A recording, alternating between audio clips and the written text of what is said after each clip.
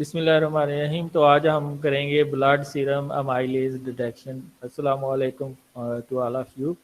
तो इसमें हम क्या करते हैं, अल्फ़ा माइलेज एक्टिविटी चेक करते हैं। तो इसमें ज़ाहिर बात है, जो भी इंजाम है उसके लिए कोई ना कोई सबस्ट्रेट होता है। तो इसमें जो हम सबस्ट्रेट यूज़ कर रहे होते हैं अल्फ़ा माइलेज के लिए, वो पैरा नाइट्रो माल्टो हेप्टा ओसाइड है। ये एक जो पॉलीमर होता है, यानी कि लिगोसैकेराइड होता है, जो कि पैरा नाइट्रोफिनॉल के साथ लगा होता है, जिसको हम माल्टो हेप्टोसाइड कहते हैं। तो ये अल्फा माइलेज इसको डाइजेस्ट करता है और उसे एक डाई प्रोड्यूस करता होता है, जिसको हम पैरा नाइट्रोफिनॉल जी कहते हैं। और वो मैक्सिमम अब्जॉर्प्शन देता है 405 नैनोमीटर के ऊपर। तो जितना ज़्यादा ये जो PNG प्रोड्यूस होगा, उतना ज़्यादा जो है ना माइलेज की एक्टिविटी होगी। ठीक है। तो ये जो कलर है, इसकी अब्जॉर्प्शन मैक्सिमम आती है 405 नैनोमीटर के ऊपर। तो जब हम स्पेक्ट्रोफोटोमीटर या सीरम केमिस्ट्री एनालाइजर से मोस्टली हम अल्फा माइलेज की एक्टिविटी को चेक करते हैं। तो अल्फा माइलेज क्या करता है, इस लिगोसैकेराइड जिसके साथ कलर लगा होता है उसको डाइजेस्ट करता है और उसके कलर की इंटेंसिटी को हम मेजर कर लेते हैं 405 नैनोमीटर के ऊपर। जितनी ज़्यादा एक्टिविटी होगी अल्फा माइलेज की, उतना ज़्यादा जो है ना अब्जॉर्प्शन आएगी। ठीक है, 405 नैनोमीटर के ऊपर। तो इसमें हम एक किट यूज़ करते हैं। किट में एंजाइम मौजूद होता है, जो सॉरी ये सबस्ट्रेट मौजूद होता है, जिसके ऊपर अल्फा माइलेज एंजाइम एक्ट करना होता है। तो ये अल्फा माइलेज क्या करता है, ये जो आपका लिगोसैकेराइड है, इसको ये कलर डाई में कन्वर्ट कर देता है और उसकी एक्टिविटी हम 405 नैनोमीटर के ऊपर या 450 नैनोमीटर के ऊपर चेक कर लेते हैं। इसके अलावा किट के अंदर दो और एंजाइम मौजूद होते हैं। अल्फा माइलेज तो आपका ब्लड के सैंपल से आना है। ठीक है, दो और एंजाइम होते हैं जो कि ग्लूकोमाइलेज और अल्फा ग्लूकोसाइड ही है। ये जो लिगोसैकेराइड है, इसको कंप्लीटली ग्लूकोज और पैरानाइट्रोफिनॉल के अंदर कन्वर्ट कर देते हैं। तो इस और इसके अंदर डिफरेंस हम मेजर करते हैं कि ये जो अमाइलेज है, अल्फा ग्लूकोसाइडेज या ग्लूकोमाइलेज, इसकी एक्टिविटी कितनी है और हमारे जो अल्फा माइलेज है उसकी एक्टिविटी क्या है। तो इसमें रीजेंट दो यूज़ करते हैं। एक में बफर होता है, सोडियम क्लोराइड होता है, कैल्शियम क्लोराइड होता है, ये R1 रीजेंट होता है। दूसरा आपके पास रीजन 2 होता है, जिसके अंदर सबस्ट्रेट होता है। ठीक है, सबस्ट्रेट और लिगोसैकेराइड जिसके साथ कलर अटैच होता है, इसके साथ दो एंजाइम होते हैं इसके अंदर। जब हमने एनालिसिस करना होता है, दोनों रीजन को इक्वल क्वांटिटी में मिक्स कर लेते हैं। अगर हमने 5 ml इसका लिया है तो 5 ml इसका लेना है। तो इन दोनों को रीजन को शेक करके फिर हमने इक्वल क्वांटिटी में मिक्स कर लेना है। ठीक है, तो इतना ज़्यादा शेक नहीं करना कि जो है वो इसमें बबल बन जाए। ठीक है, तो प्रोसीजर क्या है, आपने 1 ml वर्किंग सोल्यूशन लेना है, उसमें 20 से 25 माइक्रोलीटर सैंपल डाल देना है। सैंपल डालने के बाद आपने उसको इंक्यूबेट करना है 1 मिनट के लिए एट 37 डिग्री सेंटीग्रेड। और इसके बाद आपने रीडिंग ले लेनी है। ठीक है, उसके 3 मिनट के बाद आपने दोबारा रीडिंग ले लेनी है और डिफरेंस को मेजर कर लेना है। जो डिफरेंस अब्जॉर्प्शन का आएगा उसको एक फैक्टर से मल्टीप्लाई करते हैं 10480। तो उससे आपके पास एक्टिविटी आ जाएगी एंजाइम की। यानी कि एक अब्जॉर्प्शन आप लेते हैं फर्स्टली 1 मिनट के बाद, दूसरी अब्जॉर्प्शन लेते हैं आप 3 मिनट के बाद। ठीक है, तो A2 - A1 जितनी वैल्यू आएगी पर मिनट के लिहाज से, उसको आप ये इस फैक्टर से मल्टीप्लाई करेंगे तो आपके पास यूनिट पर लीटर एक्टिविटी आ जाएगी। तो सीरम और प्लाज्मा में नॉर्मल माइलेज एक्टिविटी क्या होती है, 180 यूनिट पर लीटर।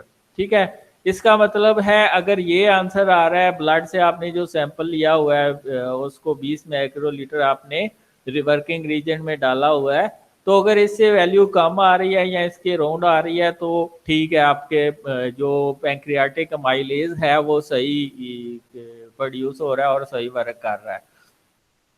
अगर यूरिन में देखें तो यूरिन में इसकी एक्टिविटी होनी चाहिए 900 यूनिट पर लीटर, ठीक है।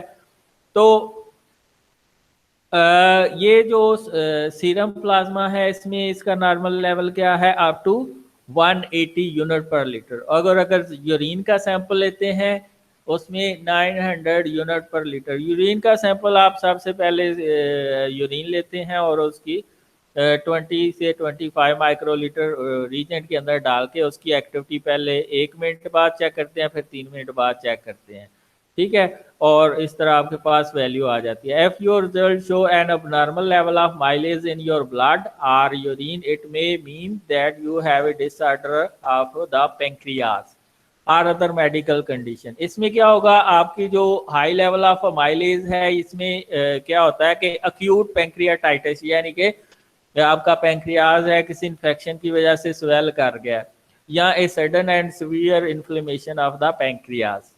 ये रीजंस हो सकती हैं कि आपके अल्फा माइलेज का लेवल बढ़ जाता है। तो इसमें एक वीडियो देखते हैं जिसमें एक किट यूज की है। ये आपके पास एक किट है, किस कंपनी की है, एनामोल कंपनी की है।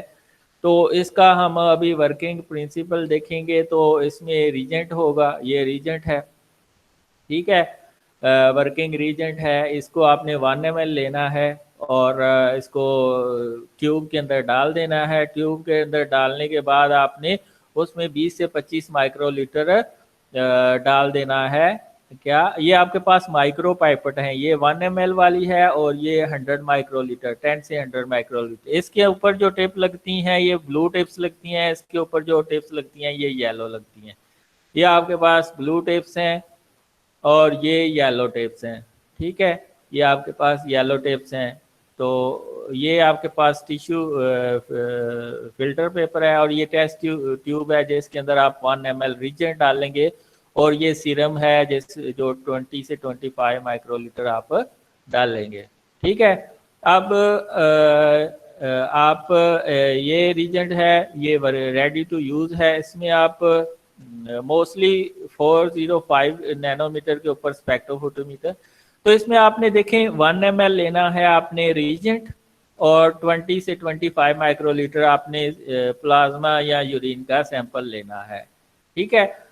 आपने रिकॉर्ड कर लेनी है, एस्पायरेट कर देना है, जो है जो ये 1 मिनट के लिए इंक्यूबेट किया फिर एस्पायरेट कर लेता है। इंस्ट्रूमेंट खुद ही रीडिंग दूसरी ले लेगा। तो ये आपके पास सीरम केमिस्ट्री एनालाइजर है। इसमें आपने जो वेवलेंथ है वो 405 नैनोमीटर के ऊपर सेट की हुई है। तो इसमें ये सारी चीज़ें मैं आपको बता चुका हूँ। तो इसमें सबसे पहले आपने वाटर को रन करना होता है ताकि सफाई हो जाए। फिर आपने जो है अपने सैंपल को रन करना है, एस्पायरेट कर देना है, ठीक है। ये इसने 1 ml रीजेंट डाल दिया, ठीक है। अब इसमें 20 माइक्रोलीटर वो डालेगा सैंपल। सैंपल क्या होता है, सीरम जो हमने ब्लड से लहरा किया होता है। ब्लड को सेंट्रीफ्यूज करते हैं, सेंट्रीफ्यूज करने के बाद ऊपर जो चीज़ आती है वो सीरम होती है और उसमें से हम 20 माइक्रोलीटर लेते हैं। इसको इसी तरह मिक्स करते हैं, फिर इनक्यूबेटर के अंदर हम इसको उसने एक्सपायर कर दिया। 1 मिनट वैसे इंक्यूबेट करते हैं 37 डिग्री सेंटीग्रेड। अब एक मिनट के बाद ये रीडिंग ले लेगा और दूसरी रीडिंग ये 3 मिनट के बाद खुद ही लेके रीडिंग दे देगा, डिफरेंस दे देगा, ठीक है। ये एक रीडिंग आ गई आपके पास। और जो पहली रीडिंग है वो आपकी 0.5 से कम होनी चाहिए। अगर 0.5 से कम नहीं है तो इसका मतलब है कि आपका जो वर्किंग रीजेंट है वो खराब हो गया है।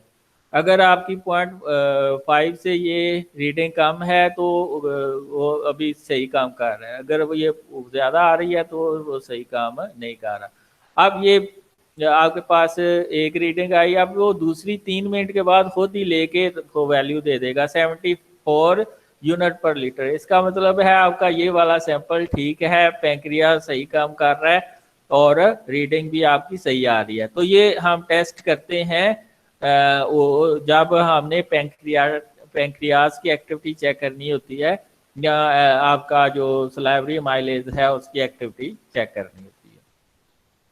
ठीक है। तो ये आपके पास टेस्ट है जिसको हम सीरम अमाइलेज टेस्ट कहते हैं। अब आप